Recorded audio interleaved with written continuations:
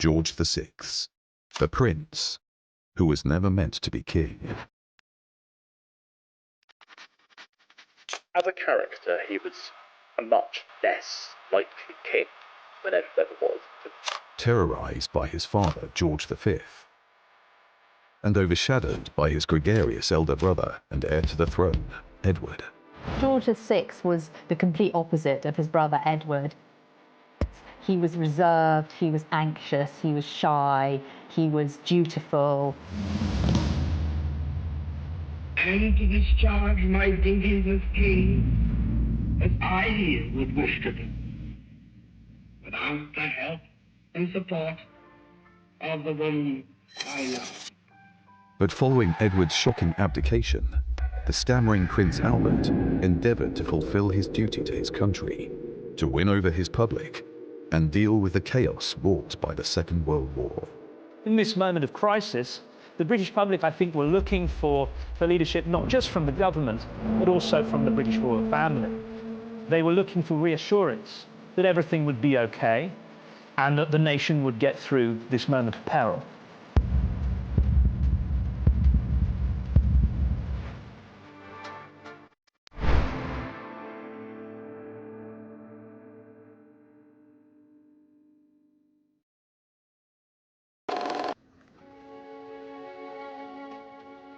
Prince Albert was born in the winter of 1895, the second eldest son to King George V and Mary of Teck.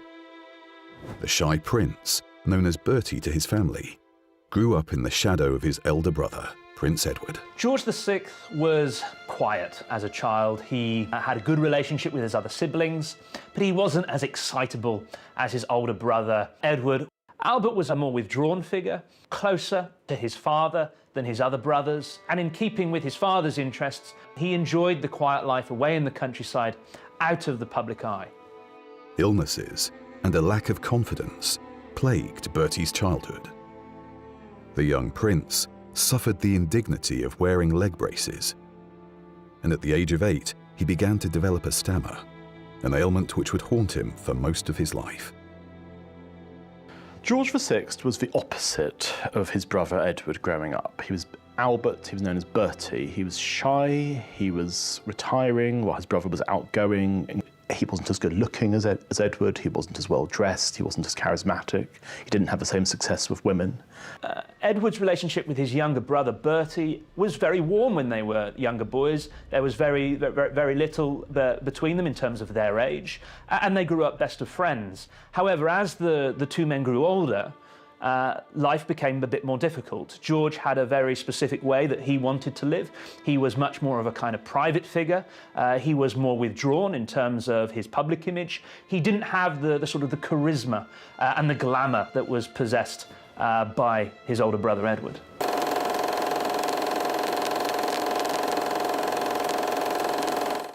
He didn't have a great deal of confidence. And the reason why he didn't have a great deal of confidence was because he had a stammer. Now, psychologists have sought to try and explain the stammer in relation to the fraught relationship that the royal children had with the king, with their father, George V, growing up. The young Bertie growing up had been almost terrified by his father and the expectations that his father had imposed on him.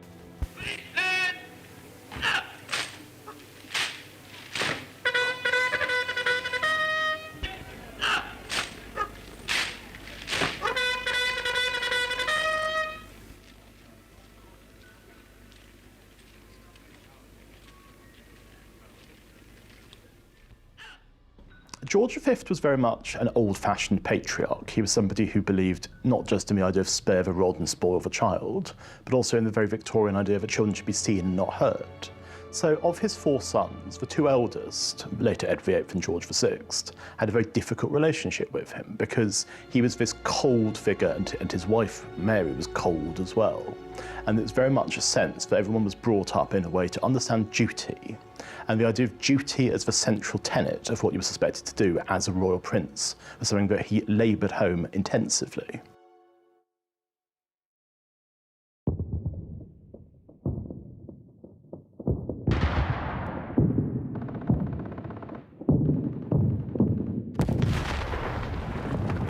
As a young... By 1920, the 25-year-old Prince Albert would start looking for a wife and would find her in his longtime friend, Lady Elizabeth Bowes-Lyon. The couple were married on the 26th of April 1923 in Westminster Abbey and became the Duke and Duchess of York. Bertie found his closest confidant and greatest supporter in his wife, Elizabeth.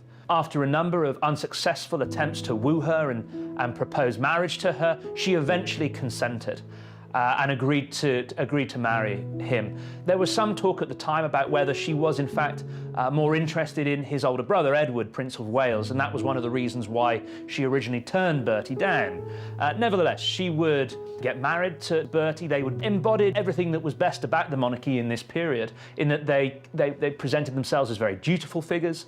They went out into public life, they toured towns and cities, they opened hospitals, they did all that was expected of royals of their generation. His relationship with his wife, Elizabeth Bowes-Lyon, who later became Queen Elizabeth, was, one doesn't want to sentimentalise these things, but it was a very happy relationship. The two of them had known each other for many years, very, very much in love. It was a very conventional match. There was no question that they would get married. They got married and had 2 daughters. And essentially it gave him a stability and a happiness that he'd always wanted. 1923, he wed the lovely Lady Elizabeth Bowes-Lyon in the wedding of the season. Together they toured the various dominions of the empire and seemed supremely happy. As the Duke of Kent, without the heavy sword of kingly responsibilities hanging over his head, young George led a carefree life. Possessing the common touch, he soon became a beloved figure in English life.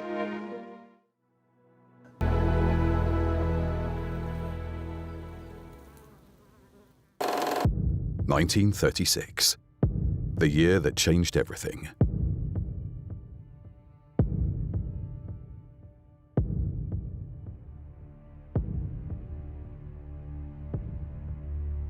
On the 20th of January, King George V died suddenly at home in Sandringham House.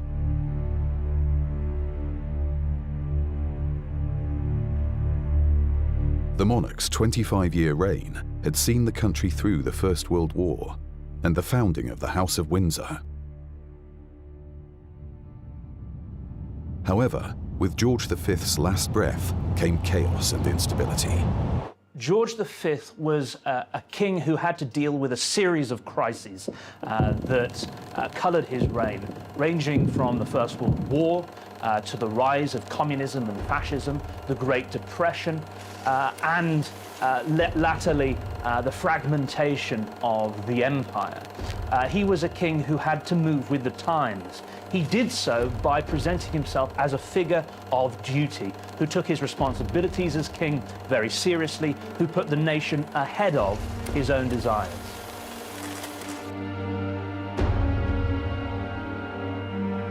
King Edward VIII ascended to the throne upon the death of his father. Though the young and fashionable king was much loved by the public, both palace and parliament were in agreement that he was not well suited to the job.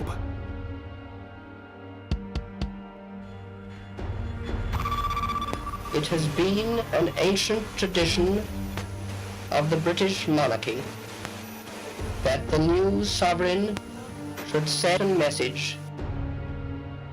Science has made it possible for me to make that written message more personal and to speak to you all over the radio. Feel that his death is not only an overwhelming grief to my mother and to us, his children, but that it is at the same time also a personal loss to you all.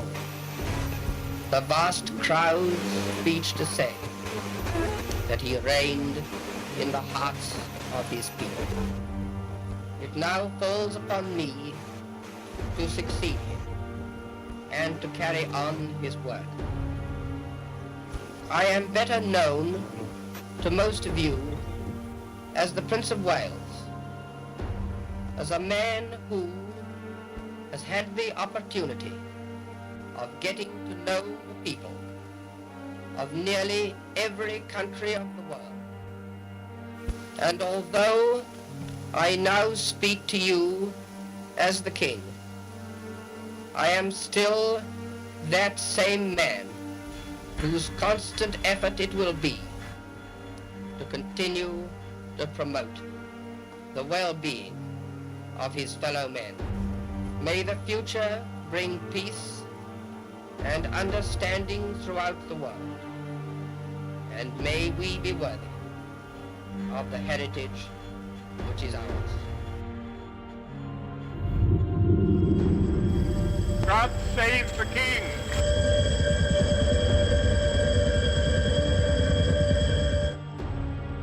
Well, when his father died, he greeted his father's death with absolute hysteria, and he was throwing things around and shouting and unable to respond to it.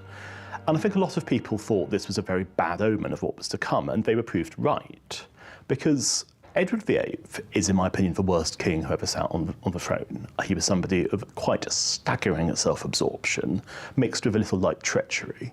And I think that what he tried to do to the monarchy, if he had stayed on the throne any longer, would have systematically ruined it as an institution.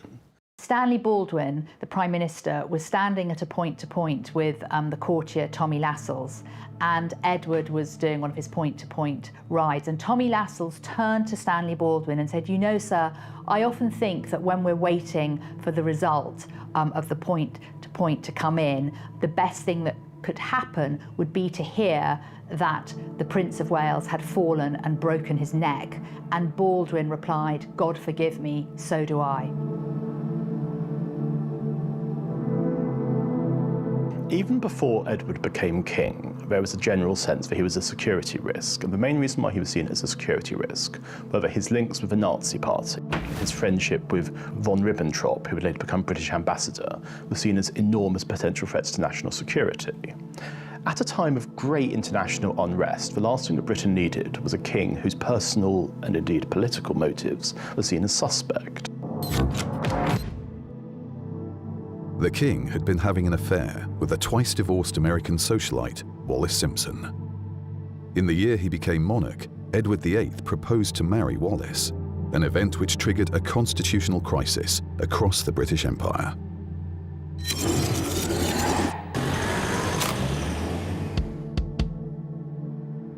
When it became clear that Edward was thinking about abdicating the throne in order to marry Wallis Simpson, there was an enormously mixed reaction. You could essentially summarise it like this. The middle classes were horrified and disgusted because they saw the king having this relationship with a married woman, indeed a divorced woman, something that was completely unacceptable.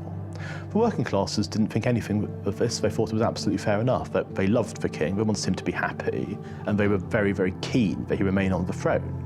Edward made a speech immediately after he abdicated to the British people via the BBC radio airwaves.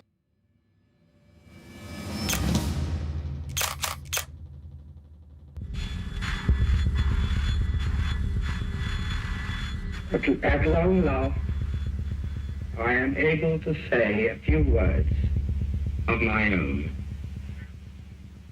I have never wanted to withhold anything, but until now, it has not been constitutionally possible for me to speak. But you must believe me when I tell you that I have found it impossible to carry the heavy burden of responsibility and to discharge my duties as king as I would wish to do, without the help and support of the woman I love. And now we all have the new king. I wish him and you, his people, happiness and prosperity with all my heart. God bless you all. God save the king. King George VI was crowned the following year in May 1937, the third and final king to reign in the year of 3 kings. Bertie was thrust to the forefront of the royal family, and with him his wife became queen, and his two young daughters, Elizabeth and Margaret, became next in line to the throne. The Four's cosy family life changed dramatically from that moment onwards. We know that Bertie, as Edward's younger brother, was very anxious about becoming king. He wasn't a public figure on the same level as his brother had been. He wasn't very good in front of the cameras. He struggled to make speeches. He was a reluctant monarch in that respect, and he knew that becoming king would mean that he had to put his home life, his family, on the back burner, that he had to embrace duty, responsibility now first and foremost. Bertie was a better mould of king. He was going to be more dutiful. He had a more stoic, traditional wife in Elizabeth Bowes-Lyon. In fact, Edward didn't cause collapse in the country. It was better for the country that he wasn't king. The unexpected monarch faced the tough challenge of winning over his public. The people had taken a shine to the charismatic Edward. George now desperately needed to make himself as relevant and charming as his older brother. Given how popular Edward had been, after he left, there was a great sense of disappointment and a cloud hung heavy over the British monarchy. And actually, George VI, the new king, he was really overshadowed by his brother, now titled the Duke of Windsor, through the early years of his reign. He had to do much to win back the loyalty and affection of the greater British public. George VI was something else altogether. He was somebody who was completely ill-equipped for the job, which he never thought he'd have to do. He was somebody who was terrified by the responsibilities that came along with it. But what he had, which served him exceptionally well later, was, first of all, his father's sense of duty and his father's sense of the monarchy as something sacred. But he also had the ability to listen to people, which his brother never did. And that was what was so crucial. In 1914, the call came. The trial was made. King George and Queen Elizabeth quickly turned their hands to diplomatic relations.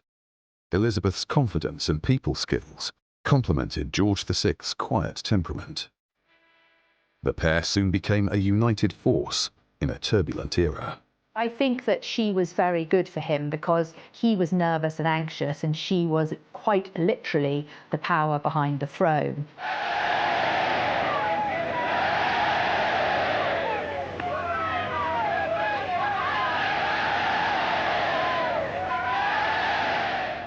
In 1938, tensions between Germany and Britain were high.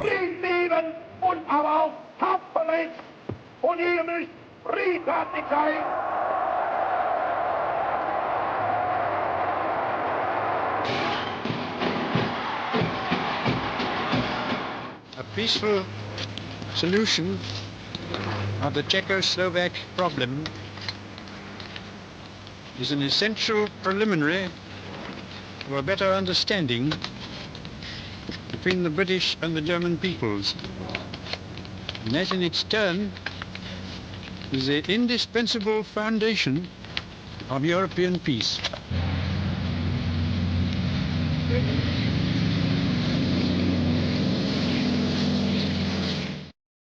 After Neville Chamberlain's appeasement of Hitler, the King and Queen invited the Prime Minister to appear on the Buckingham Palace balcony with them.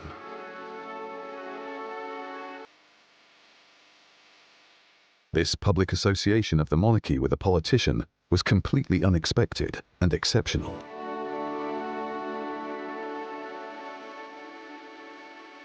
Less than a year later, the King extended his reach across the Atlantic. President Franklin D. Roosevelt invited George.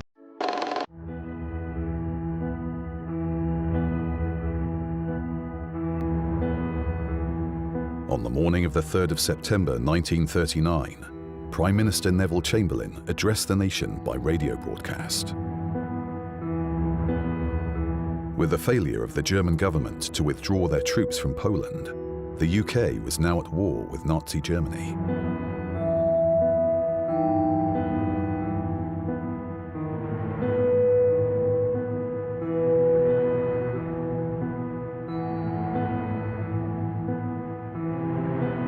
Only 3 years into his sudden ascent to the throne, George, who was still seeking to gain the favour of his people, would now face a Second World War, this time as king. The day that war was declared against Germany was a great moment of sadness and concern for the British public. They understood why this point had been reached, that Hitler had time and again broken promises, and as a result, Chamberlain and Chamberlain's government had been forced to declare war on Germany. In this moment of crisis, the British public, I think, were looking for leadership not just from the government, but also from the British royal family. They were looking for reassurance that everything would be okay and that the nation would get through this moment of peril.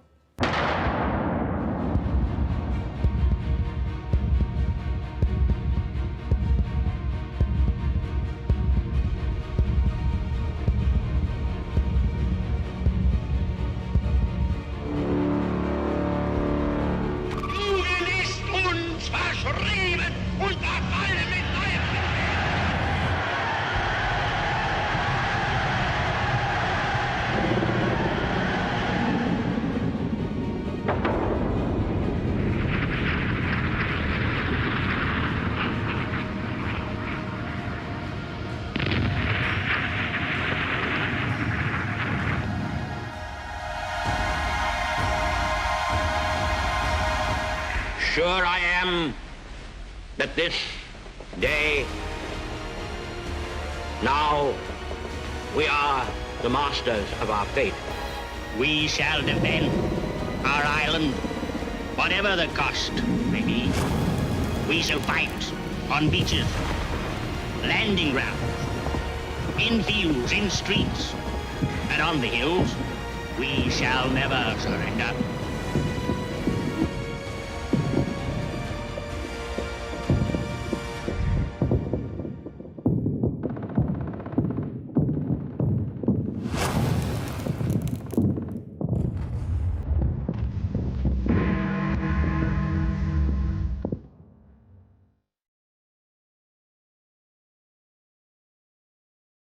The king and queen refused to flee to Canada, even at the height of the Blitz. Instead, the royal couple made themselves visible and relatable in the face of a nationwide crisis.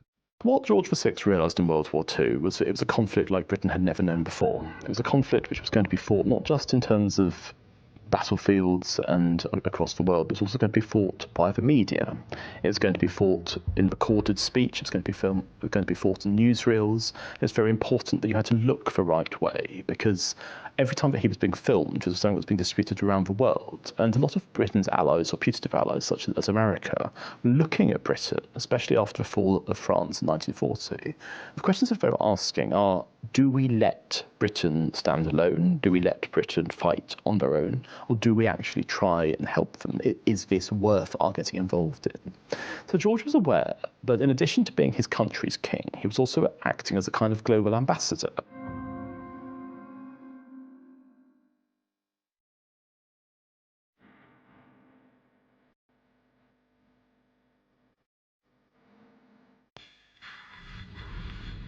In this grave hour, perhaps the most fateful in our history, I send to every household of my people, both at home and overseas,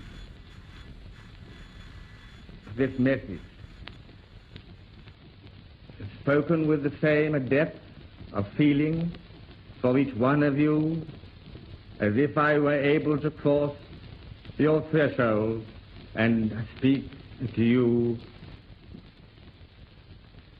myself. For the second time in the lives of most of us, we are at war. Over and over again, we have tried to find a peaceful way out of the differences between ourselves and those who are now our enemies. At the start of the war, there was a real concern at the palace that the British monarchy didn't really have a role to play in this war, that it could offer leadership by visiting troops, for example, but that it didn't really have a stage to perform on, as had been the case during the First World War. Then in the summer of 1940, as the bombing raids on London begin and the German Luftwaffe blitzing people's homes, factories, and other towns and cities across the country, this, if you like, is the great opportunity for the British royal family, because suddenly they have a role to play. They go out visiting members of the public who have been bombed out of their homes, who have been working through the night to help those who are suffering as a result of the air raids. And the King and Queen see their roles as something of morale boosters. They are there to provide reassurance to the public, to recognise the hard work and effort that is going in to fighting this war on the home front. So it's a different kind of leadership to the wars of before, in that George and his wife Elizabeth's roles were much more focused on Britain and the home front.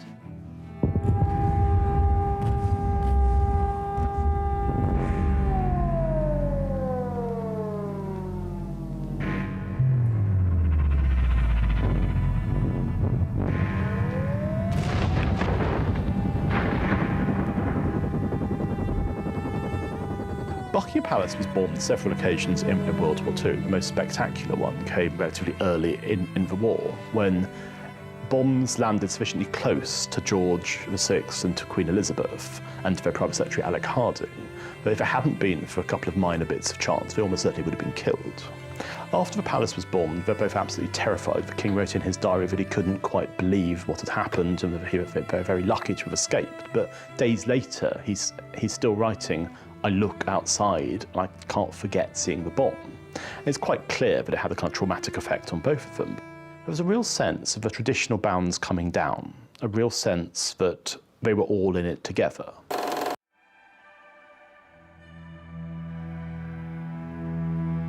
The British people welcomed the end of the Second World War. Fathers, brothers and sons could come home again. However, with peacetime comes new challenges, new instabilities, and new ways of thinking. Germany, the enemy who drove all Europe into war, has been finally overcome. But at this hour, when the dreadful shadow of war has passed far from our hearths and homes in these islands, we may at last make one pause for thanksgiving and then turn our thoughts to the tasks all over the world which peace in Europe brings with it. First, and let us remember those who will not come back, their constancy and courage in battle, their sacrifice and endurance in the face of a merciless enemy. Let us remember the men in all the services, the women in all the services who have laid down their lives.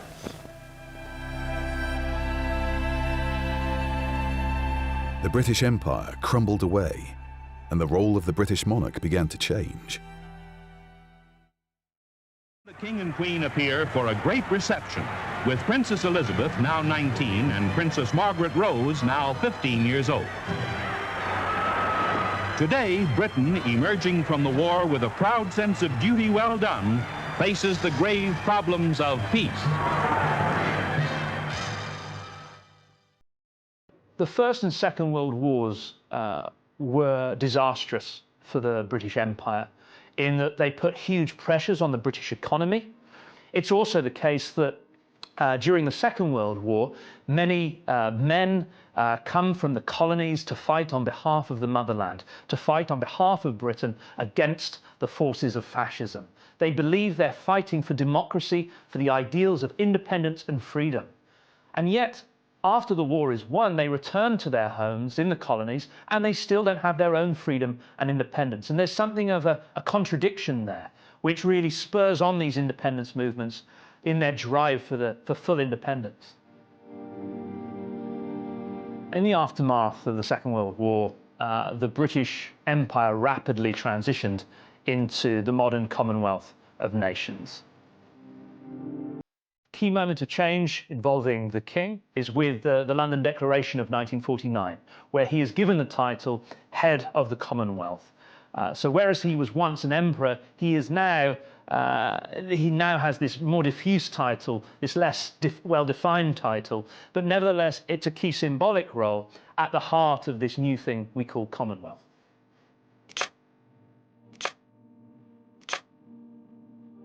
George VI became the first monarch to hold the title Head of the Commonwealth.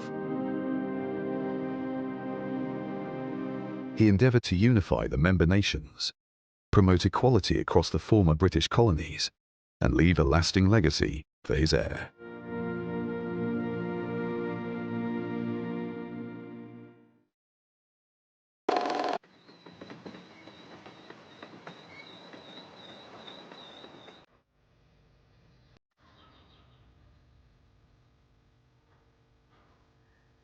King George's health rapidly declined in the immediate years after the war. Conscious of his lack of time, he endeavoured to prepare Elizabeth for the greatest duty of her life. I think it's fair to say that the two things that destroyed George's health and led him to an early death were first of all his becoming king at all, and secondly the sheer stress of what he had to do in World War II, because if a war had never happened, if a peace had been sought with Hitler that had then been agreed, he may have lived longer, but he was faced with the most horrendous stress and pressure. You can understand why. If you've been faced with that level of trauma, it's not going to be something you can walk away from very easily. George VI, who had, as a young man, often suffered from ill health, became quite ill as a result of the Second World War. The stress of the conflict told on him. He was a heavy smoker, and by 1945, his health was actually very poor.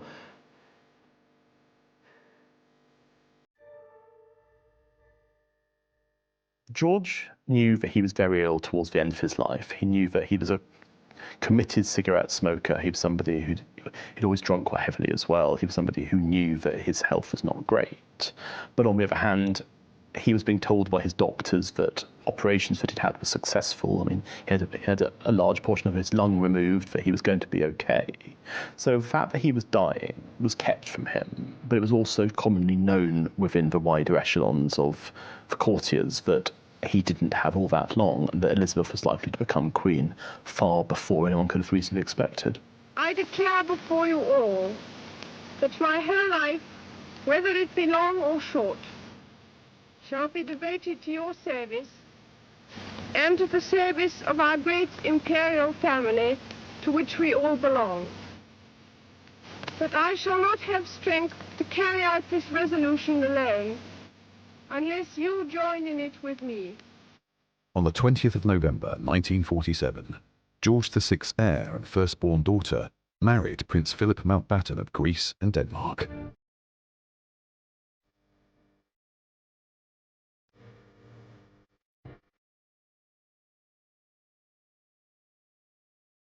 But when the young princess embarked on a tour of Kenya with her husband in 1952, she never expected to return as queen.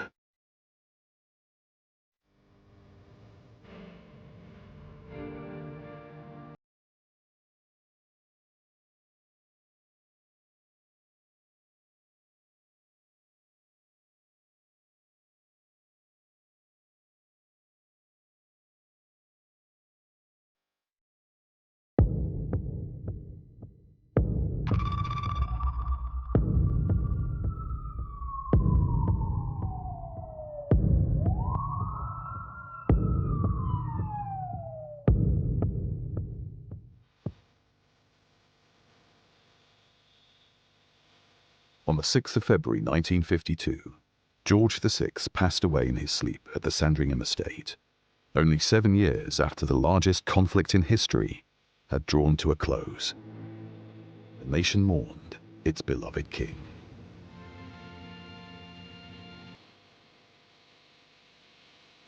For the Queen, his daughter, the widowed Queen, his wife, as George VI returns to his sorrowing capital. And with it, on the oak coffin, is the white wreath of his widow.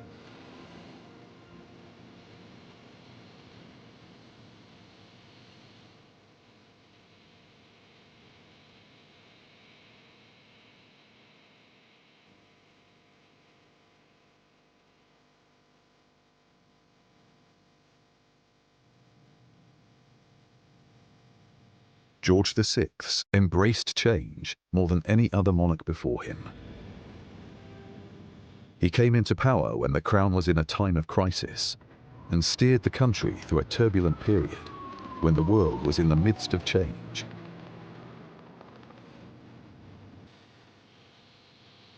I think we can see throughout George VI's reign, there's a pattern. There's this incredibly difficult thing which has to be overcome. George was not felt to be up to it. And then through a combination of strength of character, listening to people, and sometimes just luck, it always was overcome. And that was a fascinating run of luck, if you like.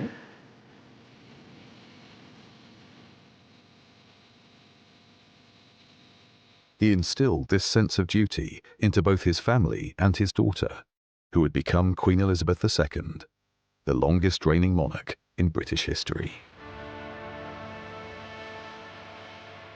George had been preparing Elizabeth to one day succeed him as the British monarch and as head of Commonwealth. The way he'd done this is to essentially demonstrate to her what the role of monarch required, and also give her opportunities to begin to develop her own public role.